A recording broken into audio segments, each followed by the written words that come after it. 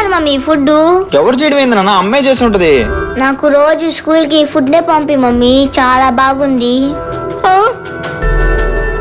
ఏం ఆలోచిస్తున్నావే? తనకు రోజు క్యారేజ్ అంటే ఇదే పెట్టు.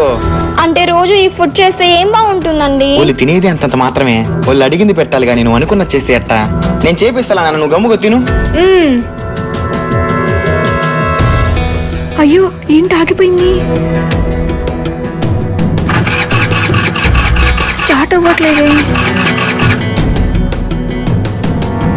ఆగిపోయింది పండు, పెట్రోల్ అయిపోయిందిరా. సరే దిగు, ఒక నిమిషం. అయ్యో స్టార్ట్ అవ్వట్లేదే.